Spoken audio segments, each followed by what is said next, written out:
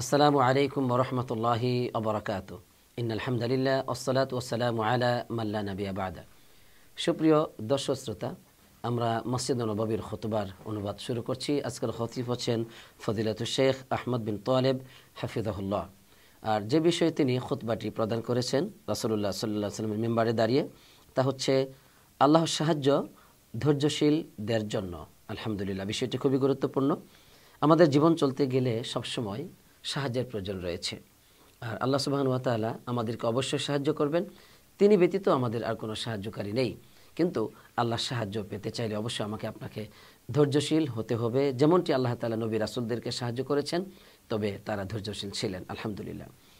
সম্মানিত খতিব সাহেব তিনি আমাদেরকে সংক্ষিপ্ত একটি ভূমিকা পেশ করেছেন, যেখানে আল্লাহ তাআলার প্রশংসা করেছেন, অথবা রাসূলুল্লাহ সাল্লাল্লাহু আলাইহি ওয়াসাল্লামের উপর দরুদ পাঠ করে তিনি আমাদেরকে বলছেন যে, হে মুমিনগণ, আল্লাহ সুবহানাহু ওয়া তাআলা নবী রাসূলদেরকে প্রেরণ করেছেন এই পৃথিবীতে, তবে তাদেরকে দিয়েছেন ওহী, আর তাদেরকে তিনি সত্য দিয়ে সাহায্য করেছেন, আর সর্বদাই তাদেরকে সাহায্য করার ওয়াদা আল্লাহ তাআলা দিয়েছেন, তবে সেখানে অবশ্যই ধৈর্যের প্রয়োজন। আল্লাহ সুবহানাহু ওয়া তাআলা সূরাতুল আম্বিয়াতে তিনি নবী রাসূলদের সম্পর্কে বলছেন যে, ওমা আরসালনা ক্বাবলাকা ইল্লা রিজালান নূহি ইলাইহিম, আপনার পূর্বে আমি যে রাসূল প্রেরণ করেছি সেই রাসূল ছিল রিজালান, মানে পুরুষ রাসূল ছিল, অর্থাৎ পৃথিবীতে কোনো মহিলা রাসূল আগমন করেননি, সমস্ত রাসূলগণ ছিলেন তারা পুরুষ। নূহি ইলাইহিম, আমি তাদের কাছে ওহী নাজিল করেছি। এরপর আল্লাহ তাআলা অন্য আয়াতের মধ্যে বলছেন যে, সুম্মা সাদাকনাহুমুল ওয়াদা ফাআনজাইনাহুম ওয়া মান নাশাউ আহলাকনাল মুসরিফিন। আল্লাহ তাআলা বলছেন যে, অতঃপর আমি ওই নবী রাসূলদের সাথে যে ওয়াদা আমি দিয়েছি সেই ওয়াদাকে পরিপূর্ণ করেছি, অর্থাৎ সাহায্যের যে ওয়াদা আমি দিয়েছিলাম তাদেরকে, সেটাকে আমি পরিপূর্ণ করেছি। ফাআনজাইনাহুম ওয়া মান নাশাউ, আমি যার ব্যাপারে চেয়েছি তাকে, বা যাদের ব্যাপারে চেয়েছি তাদেরকে আমি মুক্তি দিয়েছি, নাজাত দিয়েছি। অর্থাৎ দাওয়াত এবং তাবলীগের কাজ করতে গিয়ে নবীদের জীবনে যে বিভিন্ন বিপদ মুসিবত এসেছে, সেক্ষেত্রে আল্লাহ তাআলা তিনি বলছেন যে আমি তাদেরকে সাহায্য করেছি। আর যারা নবীদের উপর অত্যাচার করেছিল, নবীদের অনুসারীদের উপর অত্যাচার করেছিল, আল্লাহ তাআলা বলছেন ও আহলাকনাল মুসরিফিন, ওইসব সীমালঙ্ঘনকারীদেরকে আমি আল্লাহ তাআলা ধ্বংস করেছি। আলহামদুলিল্লাহ। তো এভাবে আল্লাহ তাআলা তিনি ওয়াদা দিয়েছেন যে তিনি নবী রাসূলদেরকে সাহায্য করবেন, এবং নবী রাসূলদের পথে যারা অনুসরণ করবে, সেই পথের প্রতীক হবে, তাদেরকে আল্লাহ তাআলা সাহায্য করবেন, তবে অবশ্যই ধৈর্য লাগবে। আল্লাহ রাব্বুল আলামিন পৃথিবীতে বহু জালিম সম্প্রদায়কে ধ্বংস করেছেন। তারা তাদের অঞ্চলে, তাদের ভূমিতে তারা ব্যাপক সুখ শান্তি ও আনন্দ উল্লাসের মধ্যে ছিল, কিন্তু যখন আল্লাহ তাআলা চেয়েছেন তাদেরকে আযাব দিবেন, তখন কোনোভাবেই তাদের কোনো প্রযুক্তি, কোনো শক্তি, কোনো কিছুই আল্লাহ তাআলার আযাব থেকে তাদেরকে রক্ষা করতে পারেনি। এ সম্পর্কে আল্লাহ রাব্বুল আলামিন বলছেন, ওয়াকাম কাসামনা মিন ক্বরিয়াতিন কানাত যালিমা, কত জনপদবাসীকে আমি ধ্বংস করেছি, তারা ছিল যালিম, তারা ছিল পাপিষ্ট, পাপী। ওয়া আনশা'না বা'দাহা কওমান আখরিন, আর এরপরে তাদের স্থানে আমি আরেকটি কওমকে নতুন করে সৃষ্টি করেছি। তাহলে প্রথম জালিমদেরকে ধ্বংস করেছেন। আল্লাহ তাআলা বলছেন, ফালাম্মা আহাসসু বা'সানা ইযা হুম মিনহা ইয়ারকুদুন, ওই পাপিষ্টরা যখন আমার আযাবকে বুঝতে পারলো, টের পেল যে আমাদের উপর আযাব আসতেছে, তখন তারা ওই জায়গা থেকে, ওই জনপদ থেকে তারা পলায়ন শুরু করলো, তারা ওইখানে আর রইল না, চলে গেল। আল্লাহ তাআলা তাদেরকে বলছেন যে, লা তারকুদু ওয়ারজিউ ইলা মা উতরিফতুম ফীহি ওয়া মাসাকিনিকুম লাআল্লাকুম তুসআলুন, তোমরা পালায়ন করছো কেন? কেন পালায়ন করো? লা তারকুদু, পালায়ন করো না, তোমরা ফিরে যাও তোমাদের ওই জায়গায় এবং তোমাদের বাসস্থানে, যেখানে তোমরা মানে বিলাসপূর্ণ জীবনযাপনে ছিলে, তোমরা মত্ত ছিলে, আনন্দ উল্লাসে, ফিরে যাও সেখানে। লাআল্লাকুম তুসআলুন, আশা করা যায় তোমাদেরকে প্রশ্ন করা হবে, মানে ওই নিয়ামত সম্পর্কে তোমাদেরকে প্রশ্ন করা হবে, ফিরে যাচ্ছ কেন? ওই জালিমরা তখন বলল, ক্বালু ইয়া ওয়াইলানা ইন্না কুন্না যালিমিন, যে হায় আফসোস, যখন বিপদ চলে আসছে এবং সেখান থেকে তারা পলায়ন শুরু করছে, তখন তারা নিজেরাই নিজেদের পাপের স্বীকৃতি দিয়ে বলল, ক্বালু ইয়া ওয়াইলানা, হায় আফসোস, ইন্না কুন্না যালিমিন, আমরা জালিমদের অন্তর্ভুক্ত ছিলাম, আমরা জালিম ছিলাম। নাউজুবিল্লাহ। এজন্য প্রতিটি জালিম, যারা মানুষের উপর প্রতি জুলুম করছে, যে কোনোভাবেই হোক, তারা কিন্তু বুঝে যে তারা জুলুম করছে। সাময়িকভাবে তারা পাগল এবং উম্মাদ থাকলেও এর পরবর্তীতে একটা সময় তারা বুঝে যে আমরা আসলে জুলুম করেছি মানুষের উপর, আমরা নিজেরাই নিজেদের উপর জালিম ছিলাম, নাউজুবিল্লাহ। অতএব আল্লাহ রাব্বুল আলামিন ওয়াদা দিয়েছেন নবীদেরকে যে অবশ্যই আল্লাহ তাআলা সাহায্য করবেন নবীদেরকে, ওহীকে আল্লাহ তাআলা সাহায্য করবেন। তাই আমাদের নবী করিম সাল্লাল্লাহু আলাইহি সাল্লামের উপর যে ওহী এসেছে, যে কোরআন, যে সুন্নাহ, এটাকে অবশ্যই আল্লাহ তাআলা সাহায্য করবেন। এর অনুসারী যারা আছে তার অবশ্যই বিজয়ী হবে। আল্লাহ তাআলা যখন চাইবেন তখন তাদেরকে অবশ্যই সাহায্য করবেন। এজন্য হতাশাগ্রস্ত হওয়ার কোনো কারণ নেই। পৃথিবীর প্রতিনিধিত্ব মূলত আল্লাহ তাআলা নেক বান্দাদের জন্যই লিখে দিয়েছেন, নেক বান্দাদের জন্য। এ মর্মে আল্লাহ তাআলা সূরাতুল আম্বিয়ার 105, 6, 7 নম্বর আয়াতে বলছেন, ওয়ালাকাদ কাতাবনা ফিজ জাবুরি মিন বাদি যিকরি আন্নাল আরদা ইয়ারিসুহা ইবাদিয়াস সালিহুন। আমি জাবুর কিতাবে লিখে দিয়েছি যে উপদেশের পর আমি লিখেছি পৃথিবীর প্রতিনিধিত্ব হবে ইবাদিয়াস সালিহুন, আমার নেক বান্দাগণ। এটা হচ্ছে আল্লাহ তাআলার চিরন্তন সিদ্ধান্ত। ইন্না ফি হাযা লাবালাগান লিকওমিন আবিদিন, আর এর মধ্যে এতে রয়েছে লাবালাগ লিকওমিন আবিদিন, আল্লাহর ইবাদতকারী বান্দাদের জন্য এই কথার উপর রয়েছে পর্যাপ্ত পরিমাণ বিষয়বস্তু, এখানে রয়েছে তাদের জন্য। অতএব সৎ মানুষদের জন্যই পৃথিবীর প্রতিনিধিত্ব, তাই আমাদেরকে সৎ হতে হবে। এটা হচ্ছে পূর্ব শর্ত।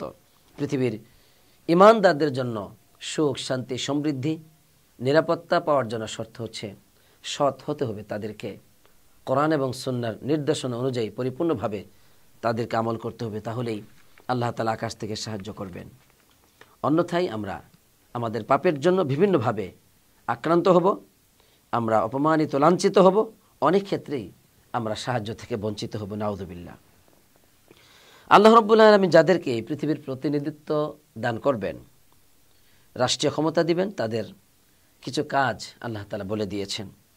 আল্লাযীনা ইম্মাক্কান্নাহুম ফিল আরদি, আমি যাদেরকে পৃথিবীতে প্রতিনিধিত্ব দান করি তাদের কাজ হচ্ছে আকামুস সালাতা ওয়া আতাউজ যাকাত, তারা সালাত প্রতিষ্ঠা করবে, যাকাত আদায় করবে, ওয়া আমারু বিল মা'রুফি ওয়া নাহু আনিল মুনকার, সৎ কাজের আদেশ প্রদান করবে তারা, আর অসৎ কাজ থেকে নিষেধ করবে। এটা হচ্ছে তাদের কাজ রাষ্ট্রীয় ক্ষমতা পেলে, মুসলিম ক্ষমতায় আসলে। ওয়ালিল্লাহি আকিবাতুল উমুর, সকল কর্মের শেষ পরিণতি কেবলমাত্র একমাত্র আল্লাহ তাআলার দিকেই ফিরে যায়। অতএব রাষ্ট্রীয় ক্ষমতা পেলে এই কাজগুলো মুসলিম রাষ্ট্রনায়ককে অবশ্যই করতে হবে। সম্মানিত দর্শক শ্রোতা, আমরা শুনতেছিলাম যে যদি আল্লাহর পক্ষ থেকে আমরা সাহায্য পেতে চাই তাহলে ধৈর্য লাগবে, ধৈর্যের মাধ্যমে আল্লাহ তাআলা সাহায্য করবেন। তবে এই সাহায্য আসার আগে আমাদের জীবনে অনেক বিপদ মুসিবত আসতেই পারে। সেই বিপদে হতাশা হওয়া যাবে না, কারণ মুমিনদের সকল অবস্থাতে তাদেরকে তিনি পুরস্কৃত করবেন বলে ওয়াদা দিয়েছেন। তারা যদি ঈমানের উপর চলতে গিয়ে বিজয়ী হয় তাদের জন্য রয়েছে মহা পুরস্কার, তারা যদি পরাজিত হয় কাফেরদের মোকাবেলায় তবুও তাদের জন্য উত্তম পুরস্কার আল্লাহ তাআলা রেখে দিয়েছেন। এ মর্মে আল্লাহ রাব্বুল আলামিন সূরাতুল হজ্জে বলছেন, ওয়াল্লাযীনা হাজারু ফী সাবিলিল্লাহ, যারা আল্লাহর পথে হিজরত করেছে, সুম্মা কুতিলু আও মাতু, অতঃপর যারা মারা গেছে অথবা শহীদ হয়েছে, নিহত হয়েছে, লা ইয়ারযুকুন্নাহুমুল্লাহু রিজকান হাসানা, তারা শহীদ হোক অথবা এমনি মারা যাক, যারাই আল্লাহর পথে হিজরত করেছে আল্লাহ রাব্বুল আলামিন অবশ্যই তাদেরকে রিজকান হাসানা, উৎকৃষ্ট, উত্তম, সর্বোত্তম রিজিক তাদেরকে আল্লাহ তাআলা দান করবেন, আলহামদুলিল্লাহ। আর সেটা কিন্তু হচ্ছে জান্নাত, ওয়ালিল্লাহিল হামদ ওয়া ইন্নাল্লাহা লাহু খায়রুর রাযিকিন, নিঃসন্দেহে আল্লাহ তাআলা তিনি হচ্ছেন সর্বোত্তম রিজিকদাতা। লা ইউদখিলান্নাহুম মুদখালা ইয়ারদাউনা, এমন এক স্থানে আল্লাহ তাআলা তাদেরকে প্রবেশ করাবেন যে স্থানে প্রবেশ করার পরে তারা সন্তুষ্ট হয়ে যাবে, খুশি হয়ে যাবে। সুবহানাল্লাহ। অবশ্যই সাহায্য আছে। আপনার দুনিয়াতে সাহায্য না পেলেও আল্লাহ তাআলা আখিরাতে আপনাকে সাহায্য করবেন, আর দুনিয়াতেই আপনি নগদ পাবেন, সাহায্য পাবেন, যদি এই দিনের ব্যাপারে আমরা সবুর করি, ধৈর্য ধারণ করি। দেখুন না, যারা শহীদ হয়েছে দিনের পথে, যারা তাদের মাতৃভূমি ছেড়ে হিজরত করেছে, কত কষ্ট, কত ধৈর্য ধারণ তাদেরকে করতে হয়েছে, ও মাতু অথবা মারা গেছে আল্লাহর পথে, সকল অবস্থাতে আল্লাহ তাদেরকে জান্নাত দিবেন, ওয়াদা দিয়েছেন। আলহামদুলিল্লাহ। এজন্য এই দিনের উপর চলতে গিয়ে কখনো হতাশা হওয়া যাবে না, কখনো নিজেদের মধ্যে এই চিন্তা আসা যাবে না যে আমরা বুঝি ব্যর্থ হয়ে গেলাম, এই দিন মেনে আমরা কি পেয়েছি, নাউযুবিল্লাহ, এটা বলা যাবে না। কারণ এই দিন আমাকে আপনাকে যেটা নির্দেশ করে যে আমরা যেন ধৈর্যশীল হই, আমরা যেন আল্লাহর ফয়সালার উপর সবুর করি, আমরা যেন আল্লাহ তাআলার ফয়সালাকে মেনে নেই, এটা আল্লাহ তাআলা চেয়েছেন। এবং ইবাদতের মধ্যে আমরা যেন অটল থাকি, এরপরে আল্লাহ তাআলা সাহায্য করবেন। সূরাতুল হজ্জের আল্লাহ রাব্বুল আলামিন তিনি এক আয়াতের মধ্যে বলেছেন যে ইয়া আইয়ুহাল্লাযীনা আমানুরকাউ ৭৭ নম্বর আয়াতে আল্লাহ তাআলা বলছেন, ইয়া আইয়ুহাল্লাযীনা আমানুরকাউ ওয়াসজুদু ওয়া'বুদু রাব্বাকুম ওয়াফআলুল খায়র লাআল্লাকুম তুফলিহুন। হে বিশ্বাসীগণ, তোমরা রুকু করো, সেজদা করো এবং তোমরা তোমাদের রবের গোলামি করো, ওয়াফআলুল খায়র, ভালো কাজ করো, কল্যাণকর কাজ করো, লাআল্লাকুম তুফলিহুন, তাহলে তোমরা সফলকামী হতে পারবে। আলহামদুলিল্লাহ। তাহলে দেখুন এখানে আল্লাহ তাআলা সফলতা রেখেছেন, কিন্তু ইবাদতের মধ্যে আল্লাহর আনুগত্যে আমাকে আপনাকে ধৈর্যশীল হতে হবে। রুকু করা, সেজদা করা, ইবাদত করা, কল্যাণকর কাজ করা, এগুলোর মধ্যে যদি আমার আপনার মধ্যে সবর না থাকে, ধৈর্য না থাকে, তাহলে লাআল্লাকুম তুফলিহুন, তোমরা সফলকামী হবে। এই সফলতা তো আমি পাবো না, এই সাহায্য তো আমি পাবো না ধৈর্যশীল না হলে। এই জন্য আমাকে আপনাকে অবশ্যই ব্যাপক সবুরকারী হতে হবে, ধৈর্যশীল হতে হবে আল্লাহ তাআলার এই দিনের ক্ষেত্রে, দিন মানার ক্ষেত্রে। আল্লাহ আমাদেরকে সেই তৌফিক দান করুক, আমিন। এরপর সম্মানিত খতিব সাহেব বলছেন, হে আল্লাহর বান্দাগণ, কলমের কালি শুকিয়ে গেছে, যা কিছু লেখা সেটা লেখা হয়েছে। অতএব এখন গোটা পৃথিবীর মানুষ যদি একত্রিত হয়, তারা তোমাকে কোনো উপকার করতে অথবা ক্ষতি করতে কিছুই করতে পারবে না। আল্লাহ যা লিখেছেন তাই হবে, এর বেশি হবে না, কম হবে না। অতএব তোমরা আল্লাহর ইবাদত করো, আল্লাহর গোলামি করো, আল্লাহ তাআলার শুকর আদায়ের মাধ্যমে এবং ইয়াকিনের মাধ্যমে, বিশ্বাসের মাধ্যমে আল্লাহর ইবাদত করে যাও। আর জেনে রাখবে, ওয়ালামু আন্না ফিস সবরি আলা মা তাকরাহুনা খায়রান কাসীরা, তোমরা যা অপছন্দ করো এসব কিছুতে যদি সবুর করতে পারো, এই সবুরের মধ্যে খায়রান কাসীরা, অনেক কল্যাণ নিহিত আছে। সুবহানাল্লাহ, সুবহানাল্লাহ। এজন্য আমরা অনেক কিছু ক্ষেত্রে অপছন্দ করি, কষ্ট হয়, আমাদের কষ্ট হয়, কিন্তু সম্মানিত খতিব সাহেব বলছেন এই সবরের মধ্যে অনেক কল্যাণ নিহিত আছে। এবং আন্নান নাসর মা'আস সবর, এবং সাহায্য তো মূলত সবরের সাথে আছে। ও আন্নাল ফরজ মা'আল কারব, বিপদ মুসিবতের সাথেই বিপদ মুক্তি আছে। ও আন্না মা'আল উসরি ইসরা, আর কঠিন অবস্থার সাথেই তো রয়েছে সহজ কাজ, আলহামদুলিল্লাহ, সহজ পথ। অতএব যে ব্যক্তি আল্লাহ রাব্বুল আলামিনের দিনকে মানবে, দিনের উপর ইবাদত করবে, আমল করবে, সেজন্য সে আমলের ক্ষেত্রে ইখলাস এবং সিদক, সততাকে শক্তভাবে আঁকড়ে ধরে। কেননা ইখলাস এবং একনিষ্ঠতা আর সততা, যদি সত্যবাদিতা আল্লাহর ইবাদতের ক্ষেত্রে ভালো কাজে থাকে, অবশ্যই আল্লাহ তাআলা সেখানে বরকত দিবেন এবং তাকে আল্লাহ তাআলা বিজয় দিবেন। আর যে ব্যক্তি অন্তরকে পরিশুদ্ধ করলো, তাহলে তার অঙ্গ প্রত্যঙ্গগুলো তার ডাকে সাড়া দিবে, ইবাদতের ক্ষেত্রে সাড়া দিবে।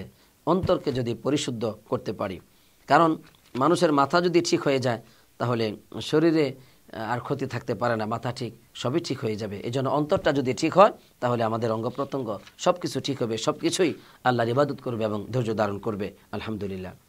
সম্মানিত খতিব সাহেব আরও উপদেশ দিয়ে বললেন যে তোমরা এমন কথা, এমন কাজ করবে অন্যের সাথে যেগুলো তোমরা পছন্দ করো, অন্য লোকজন তোমাদের সাথে যা করলে তোমরা পছন্দ করো, এরকম কথাবার্তা, এরকম কাজকর্ম অন্যের সাথে, এই আচরণগুলো তোমরা করবে। আর তোমরা অবশ্যই তোমাদের ভাইদেরকে ভালোবাসবে, তোমরা নিজেদের জন্য যা ভালোবাসো তোমাদের ভাইদের জন্য তাই ভালোবাসবে। এবং তোমরা অন্যায় অন্যায়কারীদের থেকে তোমরা দূরে থাকবে, অবশ্যই দূরে থাকবে। আর আল্লাহ সুবহানাহু ওয়া তাআলাকে তোমরা লজ্জাবোধ করবে আল্লাহর অবাধ্য হওয়ার ক্ষেত্রে। আর তোমরা মাথাকে হেফাজত করবে, মাথার সাথে সাথে চোখ, কান, মুখ সবই হেফাজত করো আল্লাহর জন্য। এবং তোমরা তোমাদের পেটকে হেফাজত করবে, পেটের সাথে লজ্জাস্থান সহ আর যা আছে এগুলো হেফাজত করবে। আর তোমরা মৃত্যুর পরবর্তী জীবনের কথাটি স্মরণ করো, যে সময় মাটি হয়ে যাবে, হাড় এগুলো সব মাটি হয়ে যাবে, তো ওই সময়গুলোর কথা তোমরা একটু স্মরণ করো। এগুলো তিনি মূলত নসিহত করেছেন ভালো ভালো। তিনি আরও বললেন যে আল্লাহর নির্দেশনার উপর ঈমান আনো, হে ঈমানদারগণ, তোমরা আল্লাহর উপর ভরসা করো, ভরসা করার মতো হিংসা বিদ্বেষ করো না, পরস্পর শত্রুতা পোষণ করো না, একজন আরেকজনের পিছনে দুষ্ত্রুটি খোঁজাখুঁজি করো না, তোমরা সবাই ভাই ভাই হয়ে জীবনযাপন করো। আর তোমরা অন্যের বিপদ মুসিবত দূর করার চেষ্টা করো, অন্যের উপর কষ্টকে তোমরা লাঘব করার চেষ্টা করো, দূর করার চেষ্টা করো, মুসলমানদের দুষ্ত্রুটিকে গোপন করো, তাহলে আল্লাহ তাআলা কিয়ামতের দিন তোমাদের দুষ্কে গোপন করবেন। আর একজন বান্দা যতক্ষণ পর্যন্ত সে কোনো ভাইয়ের সাহায্যে থাকে, আল্লাহ তাআলা ততক্ষণ পর্যন্ত তার সাহায্যে থাকেন। আলহামদুলিল্লাহ, এইসব নসিহাগুলো তিনি আমাদেরকে প্রথম খুতবাতে করেছেন। আর দ্বিতীয় খুতবায় সম্মানিত খতিব সাহেব তিনি আমাদেরকে বলছেন, হে আল্লাহর বান্দারা, তোমরা যেখানে থাকো আল্লাহ তাআলাকে ভয় করো, আর কখনো মন্দ কাজ হয়ে গেলে তার সাথে সাথেই এমন ভালো কাজ করো যেন ওই মন্দ কাজগুলিকে মিটিয়ে দেয়, মন্দ কাজগুলো যেন সেগুলো তোমাদের জীবন থেকে মুছে যায়। এইভাবে তোমরা ভালো কাজ বেশি বেশি করো। আর অখলিকুন নাস বিখুলুকিন হাসান, মানুষের সাথে তোমরা জীবনযাপন করো উত্তম চরিত্র দিয়ে। আলহামদুলিল্লাহ, আল্লাহ আমাদেরকে সেই তৌফিক দান করুক, আমিন। এরপরে তিনি বললেন, হে আল্লাহর বান্দারা, আল্লাহর পথে মানুষকে বাধা বিপত্তি সৃষ্টি করা, মানুষকে বাধা দেওয়া, এটা হচ্ছে দলালুল আমাল, কাজকে বাতিল করে, মানুষের আমলকে বাতিল করে। এবং ঈমান আনলে কোরআনের প্রতি এবং সেই অনুযায়ী আমল করলে মানুষের জীবনটা সুন্দর হয়। তাহলে আল্লাহর পথে বাধা দিলে মানুষের আমল বরবাদ হয়, জীবন ধ্বংস হয়। আর ঈমানের পথে চললে, সৎ আমল করলে জীবনটা সুন্দর হয়। আর আল্লাহ রাব্বুল আলামিন যা চান সেটা অবশ্যই অবশ্যই হবে, সেটাই হচ্ছে চূড়ান্ত ফয়সালা, সেটাকে কেউ বাধা দিয়ে রাখতে পারবে না।